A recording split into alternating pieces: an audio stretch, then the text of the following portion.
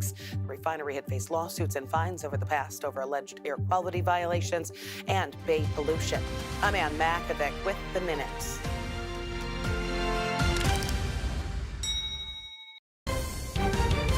You're streaming CBS News Bay Area. An East Bay man puts his own safety at risk to save a total stranger. We'll hear how the community is honoring him. And I don't think I'm a hero. I think I did what I was supposed to do, did my duty. Plus, San Jose moving ahead with plans to transform a park near the airport and kick people out that are living there in RVs. As long as we're not bothering anybody or causing any problem or property damage or anything like that, I think that as an American we should be allowed to do that. We're going to hear from those who now have months to find a new place to live and why the city says the action is long overdue.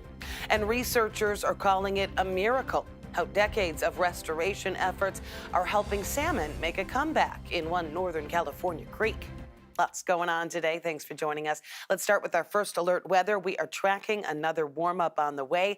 Meteorologist Jessica Birch has a look at our forecast. It's a cool and cloudy day for us today in the Bay Area with daytime highs for our midweek forecast, really only topping off in the 60s, anywhere from Santa Rosa all the way off into the East Bay and along our coastline too, near Half Moon Bay, Pacifica, all the way up into San Francisco. Now later into this afternoon, it'll get a little bit breezier over in those spots. With wind gusts today anywhere up to around 20 miles per hour and partly cloudy skies, this feels like a spring-like forecast for us. The warmest spot today is the Santa Clara Valley, topping off at 72 in San Jose, 70 at Los Gatos. We're back into the upper 60s all the way over into Morgan Hill. Taking a look at those clouds, they're going to start breaking apart into the afternoon hours today and evening hours tonight, especially in our inland areas. But other than that, we kicked off this morning with light winds. Heading into this afternoon, it does get a lot breezier. I mean, just within the next couple hours, we're seeing wind gusts up to around 25 miles per hour, and that stays consistent into the evening hours tonight too. Let's take a quick look at the next 7 days. Let's start off with our inland spots. We have a nice warm up right around the corner just in time for Easter weekend, and sunnier skies to match it too. We're talking about 60s today and tomorrow with those cloudy skies holding on tight to all of us. Once we head into Friday, high pressure starts rolling in. It warms us up back into the 70s right around the corner. A 10-degree jump from today all the way into our forecast for Friday and Saturday. And then we're continuing to warm up as we head into early next week, which is a beautiful opportunity for all those Easter egg activities or just any outdoor activity for that matter. Now you head over into the Bay, it's a little bit cooler. Not by much, but we're sitting in the low 60s today. Tomorrow, we do warm up into the upper 60s with lower 70s, kind of back and forth, flirting with each other heading into this weekend and early next week, also with plenty of sunshine too. Well, the race for Oakland mayor is still too close to call, but Lauren Taylor is hanging on to a slight lead over Barbara Lee. Here's a look at the latest numbers. Taylor with 51% of the vote, Lee 49%. Plenty of votes left to be counted, and this is a ranked choice race. Election officials have eliminated the candidates with the least votes, moving on to the voters' second choice candidates. So it could take days for the rest of those ballots to be received, counted, and processed. Veronica Macias is at Oakland City Hall with reaction from the two front runners. Yesterday, we went to several voting centers over at the Eastmont Town Center. We also talked to the candidate, Lauren Taylor, who tells us he was very confident. He was there to cast his vote in person at a neighborhood that he used to represent, showing up with his family and his 93-year-old grandmother. And after voting, he told us he was going right back out into the community and trying to gather every single vote that he could up until the polls closing. So last night, he showed that confidence again. Maybe that paid off for him with that slight lead. He remains optimistic, comparing his mayoral race to David and Goliath, him being David and Barbara Lee as Goliath. How this tale ends, however, is still yet to be seen, but Taylor says the fact that it is so close also speaks volumes. We don't want to assume where things are going because we know there are still a lot of ballots out there, but at the same time, it's encouraging that this many votes coming out, we've got the lead that we have, right? It's by a lot of folks' considerations, like this is half or maybe more of what we expect in terms of return. But again, there are no final results just yet. Yesterday, when we talked to voters, we talked to the same number of people who said they had voted for Taylor as those who had voted for Lee. One voter telling us she was going to cast that vote for Lee, given her track record. And that's something that the Congresswoman actually stressed during her own campaign party last night. She stressed how much was at stake here with so many contributions coming from committees, with some $600,000 raised, like the California Nurses Association contributing and unions backing her. She's still sure that she has a chance to win this election. It's still early, and so I'm optimistic that as the votes come in, we'll win. But we have to really be patient. We have to be optimistic that people heard our message and that people will vote for us. Something we did hear from the candidates and also poll workers is the low number of early votes that came in, 40,000. They were expecting to see more, given the fact that there was such a large turnout during the general election when people came out to recall former Mayor Shane Tao. Updates on the election results are going to be given every Friday. Well, voting officials did not expect a big turnout. The latest count shows just over 4,200 people voted on Election Day. Nearly 45,000 people opted to vote by mail. Oakland voters are hoping the next mayor can get a handle on the city's massive budget deficit, as well as outstanding issues, of course, like homelessness and crime. These are just some of the issues that brought out some of the voters we spoke with. I've been watching the stretch of foothill that I drive for 26 years deteriorate. Well, I mean, just look at the Seminary business district right there, where the Walgreens used to be, and now it's boarded up with graffiti all over it. Infrastructure and also connecting folks who are unhoused to the resources that they need, whether that's mental health support or stable housing. Voters in Oakland's District 2 also weighing in on a new city council person. 6 people were in the running for the seat that covers Chinatown, Jack London Square, Lakeshore, and Highland Terrace. Right now, Charlene Wang has a big lead with 50% of the vote. Nikki Fortunato Bass previously represented that district before leaving to join the Alameda County Board of Supervisors. Voters in Oakland also decided on a measure to raise the city's sales tax by half a cent. The latest tally shows Measure A passing with 64% of the vote. Stay with us for continuing coverage on the special election in Oakland. We are going to continue tracking the results on kpix.com and streaming on the free CBS News app.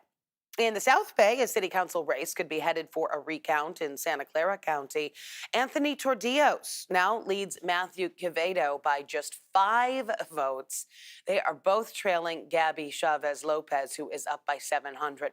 Ballots still being counted, and whomever finishes second will face Chavez-Lopez in a June runoff. Governor Newsom touting new numbers that show crime has dropped statewide over the past year. The Public Policy Institute of California analyzed data from the state's real-time crime index, and violent crime dropped more than 4.5%.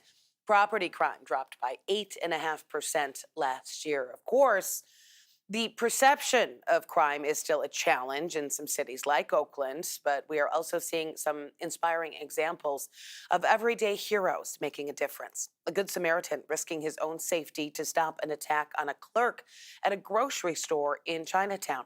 Our Kara St. Cyr shows us how his act of kindness is being honored in the community.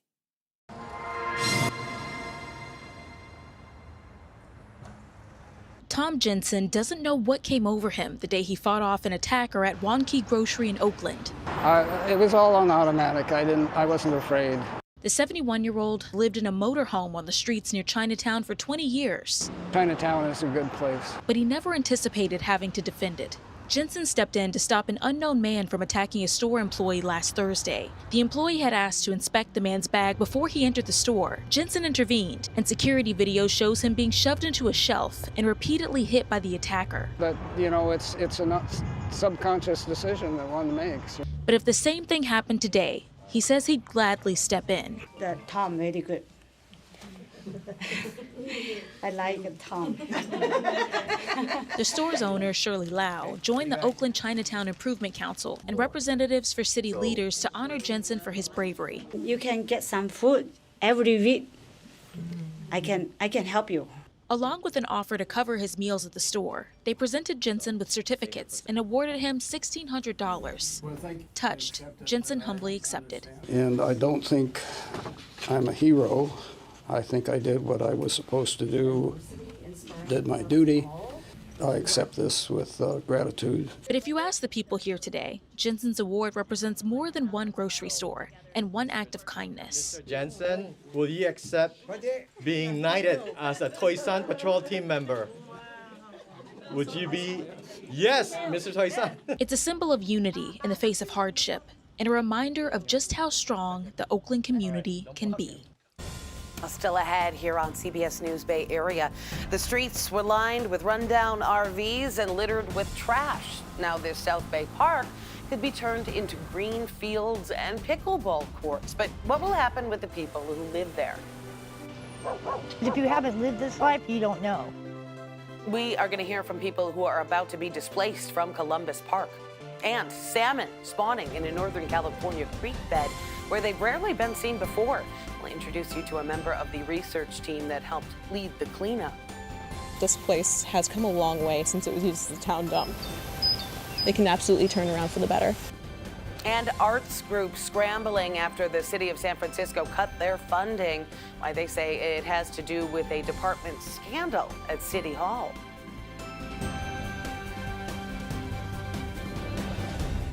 In the Bay Area, a new WNBA franchise is taking flight.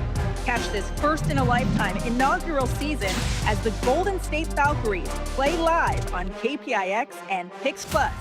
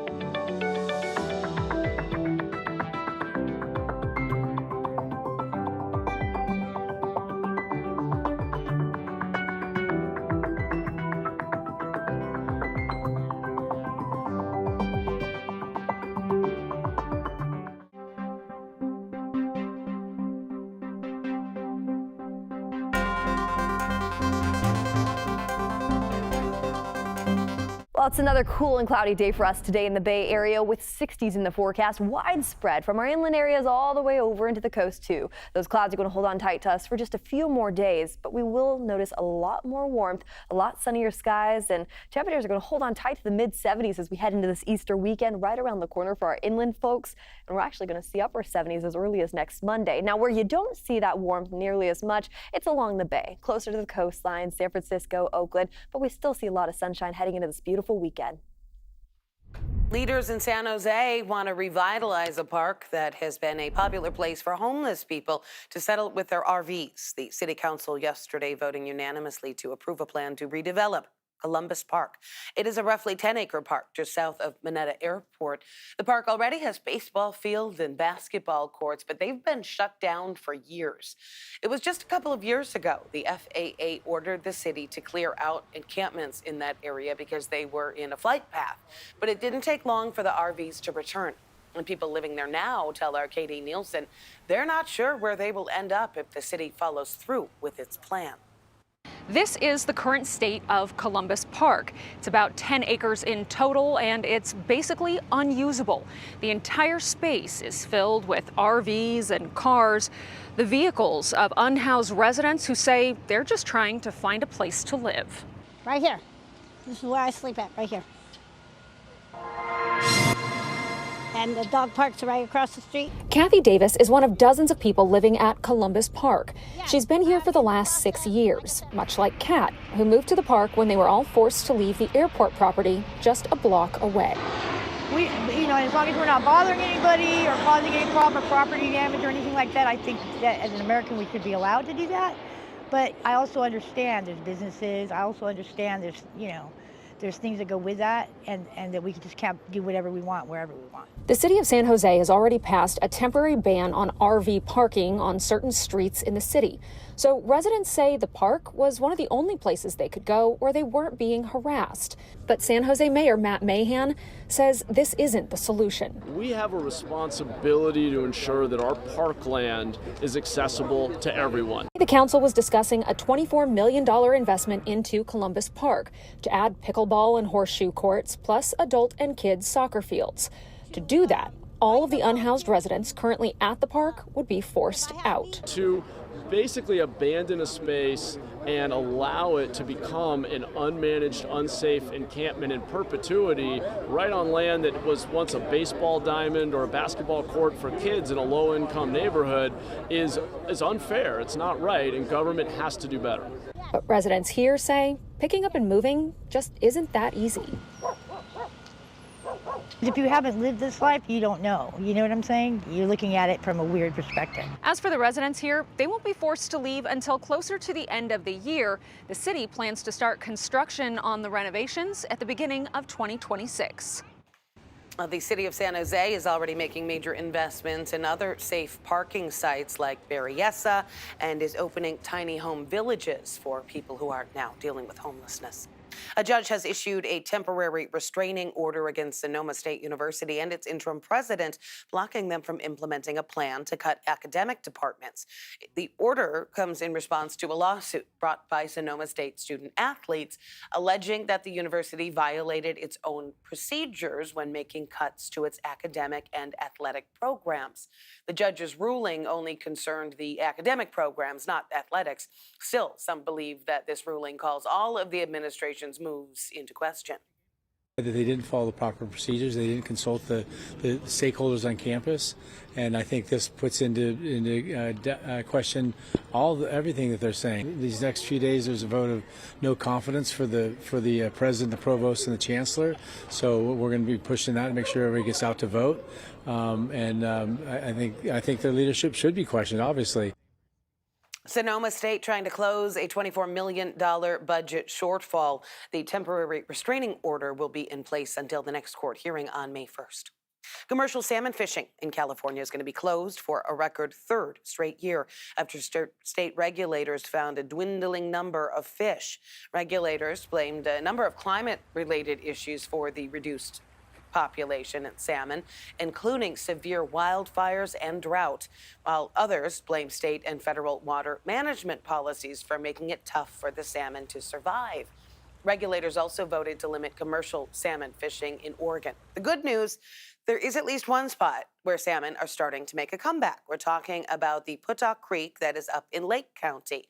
Take a look. Puttock Creek is in the blue line we've marked there, an 85-mile waterway starting near the base of Cobb Mountain and flowing into Lake Berryessa, then out east into Yolo County, right through the UC Davis campus, before ending just outside Sacramento. But we want to focus on that small fork there at UC Davis. Over the past 25 years, a combo of researchers, state workers, and volunteers have been cleaning up the creek.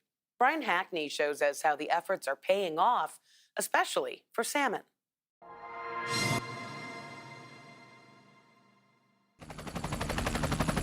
When the Monticello Dam at Lake Berryessa went up, the population of wildlife in the creek that flowed from it went down, way down. And then, a near miracle. My name is Lauren Hitt. I'm a graduate student researcher. I work on rivers just like Puttock Creek Riparian Reserve, and I study fish biology. We're heading out onto Puttock Creek near UC Davis. All right, paddle on the right side. All right, I might pivot us a little bit. We're getting a bit close to the bank on that side. Yep. This is where Lauren and her team made a jaw-dropping discovery. Yeah, it's really special. See, the dam had dramatically reduced freshwater flows into the creek. And since salmon and other fish need constant flows of cold water, they weren't able to survive. The creek was a neglected dumping ground for decades, moldering in the hot sun, until environmentalists sued to restore it to a more pristine state. And then, slowly, the miracle happened. It's absolutely wicked, yeah. Salmon were spotted in the creek for the first time ever. But salmon had never been spotted in the creek before. So now, mystery on top of miracle. Where on earth did the salmon come from? We were unsure, and the way that we tested this was a bit surprising. The answer was found at UC Davis under a microscope, examining salmon ear bones. Yeah. Fish ear bones? Do fish even have ears? It's absolutely crazy. The size of a fingernail, the bones are called otoliths, and they are special. I've got otolith earrings and an otolith necklace on there. Yeah, these tiny little bones have just so much information that scientists can use. They're like tree rings. Exactly. Each layer of bone essentially carries a chemical map of where each salmon has spent its life. When they were born, when they started their migration out to the sea, how long they were in the ocean for, and when they came back in for their migrations. So from the ear bones of dead fish, Lauren's team discovered that most of the salmon began life in some distant hatchery, but ended it by spawning in a newly restored creek. Oh, there's a river otter up ahead. Yeah. Cool. And that's not all. Oh, there's some turtles on that branch over there. Yeah, there they are. Uh-huh. There weren't salmon here, nor were there river otters or beavers or great blue herons or breeding songbirds. All sorts of special wildlife have only been able to use this ecosystem because of restoration efforts. Proof indeed that if you restore it, they will come. Salmon here, yeah, and river otters here. It's crazy. Yeah. There's that otter again. The return of the salmon and the ability for salmon to live here and complete their life cycles here really indicates that this place has come a long way since it was used as a town dump. They can absolutely turn around for the better. Still ahead, searching for a lifeline why organizations in the San Francisco arts community have been reeling after their funding from the city got caught up in scandal. It just kind of rocks your world in a very strange and devastating way.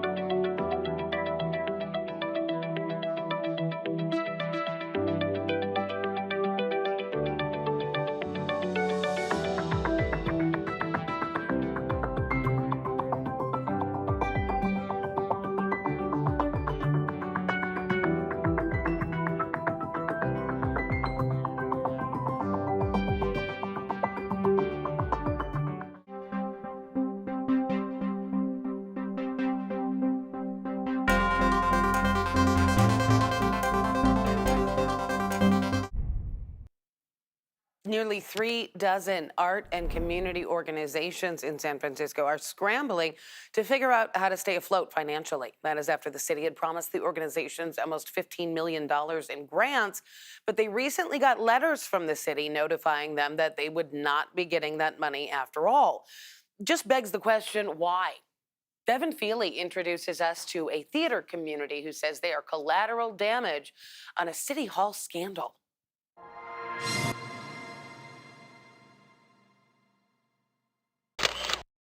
From Othello to Romeo and Juliet and everything in between, Sherry Young is in the drama business. It just kind of rocks your world in a very strange and devastating way. In action, how like an angel. In apprehension, how like a god. But the founder of San Francisco's African American Shakespeare Company says she has no appetite for the real-life drama, the City Hall palace intrigue that now threatens her life's work of the past 30 years.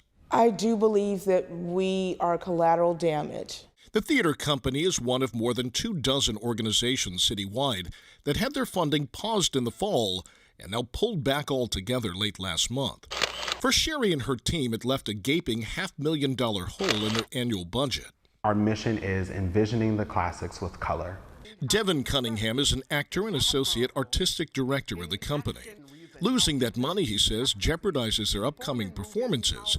In his opinion, a true tragedy. What makes us extremely unique is that we say, yes, it's Shakespeare, and what if it was fully black?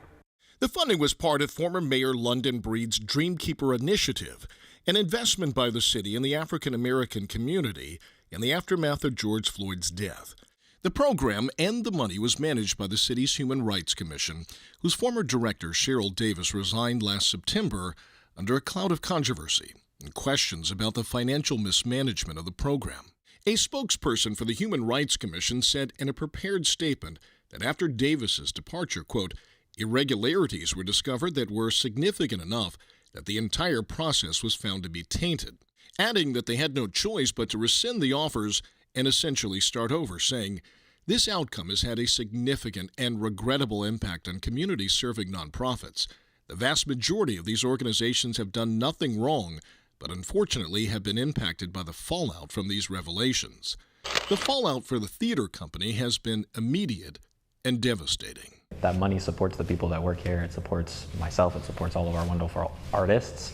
And that's what's being jeopardized. The impacted organizations have been told to reapply for the money. In the meantime, Sherry and her cast of dedicated theater lovers will find somehow, some way, for the show to go on. We're all in it for the same reason, to make the San Francisco Bay Area a greater place to live and work. And so that's what I would tell Mayor Daniel Lurie.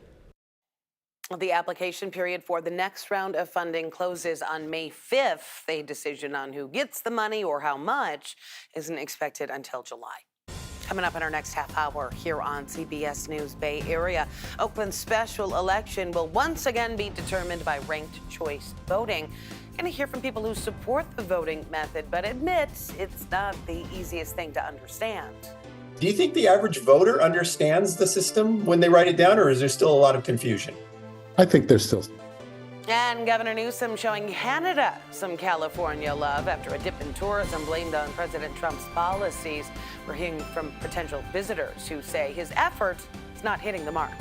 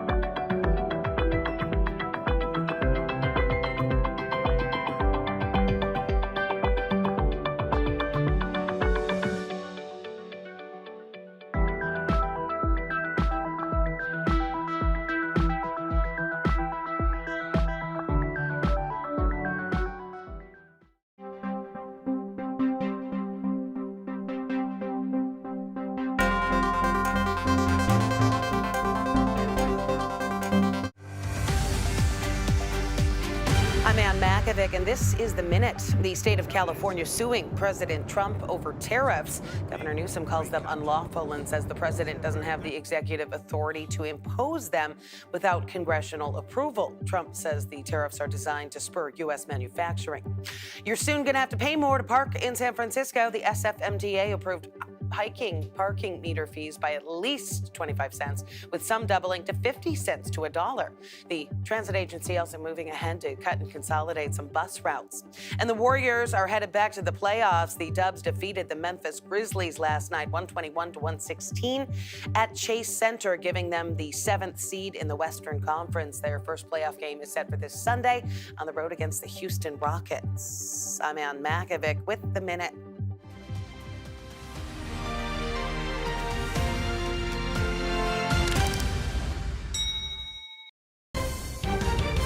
You're streaming CBS News Bay Area. It's a cool and cloudy day for us today in the Bay Area with daytime highs for our midweek forecast, really only topping off in the 60s, anywhere from Santa Rosa all the way off into the East Bay and along our coastline too, near Half Moon Bay, Pacifica, all the way up into San Francisco. Now later into this afternoon, it'll get a little bit breezier over in those spots, with wind gusts today anywhere up to around 20 miles per hour and partly cloudy skies. This feels like a spring-like forecast for us. The warmest spot today is the Santa Clara Valley, topping off at 72 in San Jose, 70 at Los Gatos. We're back into the upper 60s all the way over into Morgan Hill. Taking a look at those clouds, they're going to start breaking apart into the afternoon hours today and evening hours tonight, especially in our inland areas. But other than that, we kicked off this morning with light winds. Heading into this afternoon, it does get a lot breezier. I mean, just within the next couple hours, we're seeing wind gusts up to around 25 miles per hour, and that stays consistent into the evening hours tonight too. Let's take a quick look at the next 7 days. Let's start off with our inland spots. We have a nice warm up right around the corner just in time for Easter weekend, and sunnier skies to match it too. We're talking about 60s today and tomorrow with those cloudy skies holding on tight to all of us. Once we head into Friday, high pressure starts rolling in. It warms us up back into the 70s right around the corner. A 10-degree jump from today all the way into our forecast for Friday and Saturday. And then we're continuing to warm up as we head into early next week, which is a beautiful opportunity for all those Easter egg activities or just any outdoor activity for that matter. Now you head over into the Bay, it's a little bit cooler. Not by much, but we're sitting in the low 60s today. Tomorrow, we do warm up into the upper 60s with lower 70s, kind of back and forth, flirting with each other heading into this weekend and early next week, also with plenty of sunshine too. We are continuing to monitor the results from yesterday's special election in Oakland to choose a new mayor. Right now, former city councilman Lauren Taylor holding a slight lead over former Congresswoman Barbara Lee. He has 51% of the vote. She has about 49%, but it could take days for the final results. That is because the special election is being held under the highly debated ranked choice voting system, which has impacted the outcome of the mayor's race in Oakland in the past. John Ramos spoke with supporters and critics of both, who say it's a matter of fairness. Ranked choice voting has been used in Oakland since 2010, and it's led to some pretty interesting results. But after 15 years, even its proponents admit the public still doesn't really understand it very well. Ranked choice voting allows people to vote for their favorite, but then lists other candidates in order of preference. After the first count, if neither of the two leading candidates get 50% of the votes, they get to collect the ranked votes cast for them in order until one achieves 50% and wins. It sounds pretty complicated, but it has an important advantage. The point of ranked choice voting is to eliminate the primary and then runoff, and have all of that happen at the same time. Robert Ogilvie represents a group called Fair Vote that promotes ranked choice around the country. He says eliminating the runoff saves money and has been shown to make elections more inclusive, like when Jean Quan surprised everyone by being elected mayor in 2011. Since the institution of ranked choice voting, every mayor who's been elected has been a woman. And there had never been a female mayor in Oakland before then. But Quan lost re-election, and recently Sheng Tao was turned out in a recall. UC Berkeley professor Dan Lindheim thinks it has to do with ranked choice. Since Sheng Tao only had a third of the votes as people who really supported her, it wasn't that hard to pull together 2/3 of the vote because these people had already voted against her as a first place candidate. Lindheim believes a ranked choice victory sets an official up for failure because they never had a broad enough base to begin with. And I believe that that's one of the most serious problems about ranked choice voting. There's sort of a crisis of legitimacy. People don't really believe that the person who won on ranked choice voting deserved to win. But it certainly has put a strange twist on the way people run for office, since it's important to appeal to other candidates' supporters. So when you fill out that ballot, Barbara Lee made a video campaigning for her lesser-known opponents in the mayoral race. like Rainier Webb, Suze Robinson, Elizabeth Sweeney, and President Christina Grappo. And one of them, Elizabeth Sweeney, appeared in a video with Lee's chief opponent, Lauren Taylor. We are both running for Oakland mayor in the upcoming special election. But today we're teaming up for something even more important, making sure you vote. The whole thing has made for some pretty interesting elections. All in all, what kind of grade do you give to ranked choice voting in the way it's performed so far? I would give it a D-. I don't think even after 14 years or 15 years that people understand it. And though he supports the process, Ogilvy has to agree. Do you think the average voter understands the system when they write it down, or is there still a lot of confusion? I think there's still some confusion. I think we could do a lot more education, especially in Oakland. No one knows what will happen when they start counting the votes, but with ranked choice voting in place, just about anything is possible. Well, voters in Santa Clara County are not going to be switching to ranked choice voting just yet. Yesterday, a Board of Supervisors committee put the issue on hold, at least for now.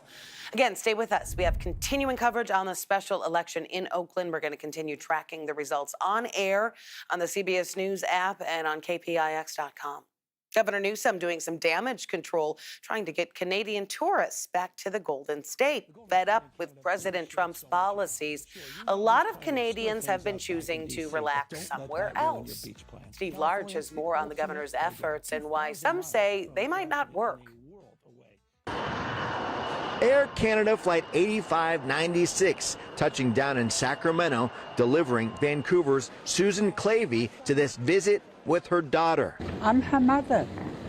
This is my daughter. I have to go see her. Clavey coming to the U.S. despite a dramatic shift in relations between the two countries that has her friends. Nobody wants to talk about it. Boycotting the U.S. Her other daughter, who lives in Canada, will not come. So absolutely will not come. So your sister won't come? No. I'm in my office in Vancouver, BC. Thomas Panos runs a travel agency out of Vancouver. Do your clients want a vacation in California right now? No.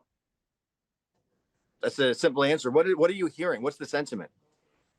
What has happened over the course of the past 3 months is something that I've never seen before. Panos says the recent tariffs and political posturing by the Trump administration has changed the relationship between the two countries.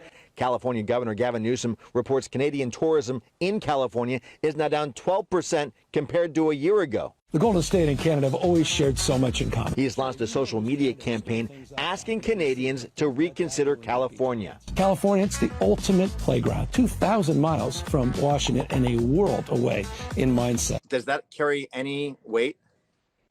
Zero. The unfortunate reality is Governor Newsom has no ability to change what's going on in Washington. And that is where the problem lies. A fractured friendship and travel trouble, keeping Canadians away from California. This mother's love may be an exception. Because my daughter lives down here. Thank you. We checked in with tourism officials in San Francisco to see if they're seeing the same decline. They say they don't have the data yet, but will be traveling to Canada this month to try to reassure tourists that the city remains a vibrant destination and that everyone is welcome. Coming up next, as the Warriors head to the playoffs, a devoted super fan is looking to make her voice heard. What drew her to the Dubs when she first came to the Bay? The energy is unmeasurable. There's so much that goes on that you don't see on TV. In the Bay Area, a new WNBA franchise is taking flight. Catch this first-in-a-lifetime inaugural season as the Golden State Valkyries play live on KPIX and Pix Plus.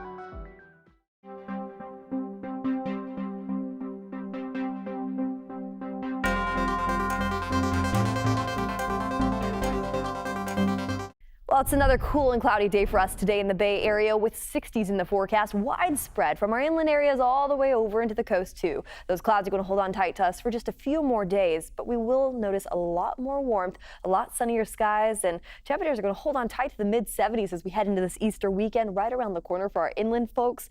And we're actually going to see upper 70s as early as next Monday. Now, where you don't see that warmth nearly as much, it's along the bay, closer to the coastline, San Francisco, Oakland, but we still see a lot of sunshine heading into this beautiful weekend. Well, tickets go on sale today for the first round of the NBA playoffs, and the Warriors are making another run at the trophy. We are back in the playoffs after a crucial matchup last night against the Grizzlies at Chase Center. The team's superstars led the way. Jimmy Butler dropping 38. Steph Curry added 37. And Golden State beat those Grizzlies 121-116 to secure the 7th seed in the West. The Warriors are going to face the Rockets in the first round. Game 1, Sunday in Houston. One diehard Warriors fan has been following the team since their days in Philadelphia. After moving to the Bay Area, she sat on the wait list for season tickets for almost a decade. Our Laureen Ayub introduces us to the super fan who says that watching the Warriors at Chase Center feels like being with family. It's a different view from her childhood in Philadelphia, but Judge Patricia Miles wouldn't have it any other way. The diehard Warriors fan has been supporting the team since the days of Wilt Chamberlain in Pennsylvania. Now a resident of the Bay, it's a full circle for the basketball enthusiast. In my mind, they were still related to my hometown and reminded me of my hometown, Philadelphia. And I'm just a big hoops fan, no matter what. Her passion for the Warriors and the game led her to eventually become a season ticket holder after 9 long years of waiting. But she says her loyalty to the Dub Nation started long before the championships. The Warriors have always played with heart. Now we have folks who have gotten on board, and we're happy to have them now that they're winning. But the Warriors have always played with heart. So even though when you go to a game and you knew they were going to lose, it was still a game where you knew they were going to play their hearts out, and that's what made it entertaining. Patricia says she always looks forward to greeting her usher in her section each game and describes the ambiance inside the arena as, well, indescribable. The energy is unmeasurable. There's so much that goes on that you don't see on TV. From fan engagement to community interaction, Patricia says being devoted to the Dubs from east to west has shaped her life here in the Bay. The crowd at the games used to and still does feel like a big family. I know the people who sit in my section, the row in front of me, the row in back of me. We text when there are not home games about the games. It's just like a little self-made family. The kind of family that keeps her coming back season after season. And now to the Bay Area's first WNBA team, the Golden State Valkyries. Today we heard from the newest draft picks about how they've been doing since getting selected. It's been a lot of just taking a lot of deep breaths and sort of enjoying each moment, because this is a once-in-a-lifetime thing that happens. So making sure I make the most of winning the national championship and then having the best time at the draft with my teammates, and then now being here and being able to experience this with Cheyenne. So just sort of taking everything in and making the most of it. So many people want to be in our position, so we're super grateful for the opportunity. It's super exciting. You know, you hit adulting really fast. You go from, having everything scheduled for you to just being a pro now. So I'm just super excited, and, I can't wait to see what we do.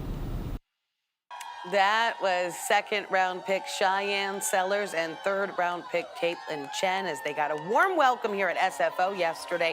Lines of fans cheering for them, and the new teammates got some pretty cool swag as well.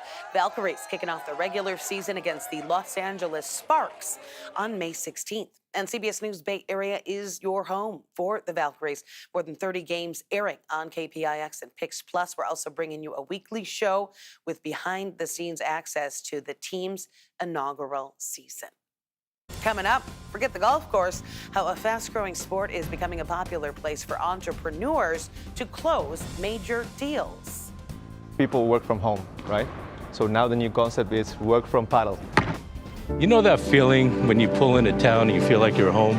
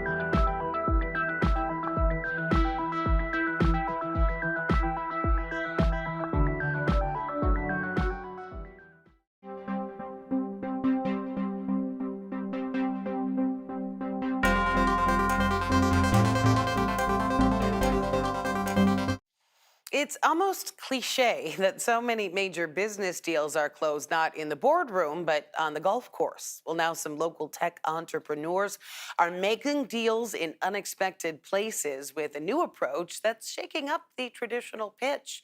Our Itai Had serves up this story. For the last few years, Luis Schilling and his team have poured their blood, sweat, and a whole lot of caffeine into building their company, Tropical IT, a startup that helps businesses manage their computer systems. It has been a very fun ride, kicking off in my garage, and we're now 12 people supporting 9 countries. Now he's looking for an investor who can turn his startup into a powerhouse. For sure. But today, instead of pitching in a stuffy boardroom, he's heading down a flight of stairs to the locker room. No slides, no spreadsheets. I'm Ted. This deal is being played out on a court. You get to know them, and they are out of their comfort zone. Welcome to Paddle, one of the world's fastest growing sports and Silicon Valley's newest networking hotspot. Ted Maidenberg is a venture capitalist, and the man Schilling is hoping will invest in his company. He says the sport isn't just fun, it hits all the right marks. This sport takes a ton of concentration, so maybe asking a question to the entrepreneur between points, he or she is not going to have a chance to prepare an answer. If tennis and squash had a business-savvy baby, it would be paddle. The sport, originating in Mexico in the 1960s, has already taken Europe by storm.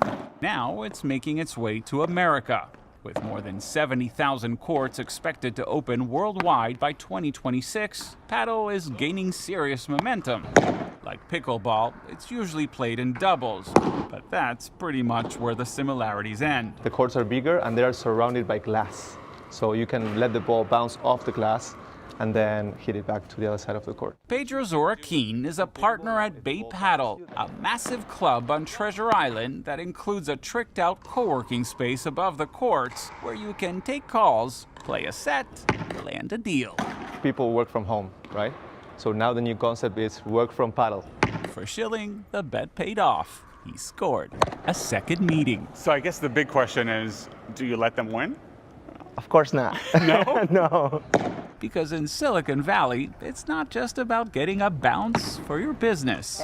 It's about how you play the game. All right, next week, rematch, okay? Well, Pedro tells us about 50% of his clientele at Bay Paddle come from the tech industry. Membership can cost anywhere from $70 to $250 per month. They also have a location in San Francisco's Dogpatch neighborhood. Thanks for streaming CBS News Bay Area. I'm Ann Makovic. We're going to be right back with your First Alert forecast and another look at your top stories.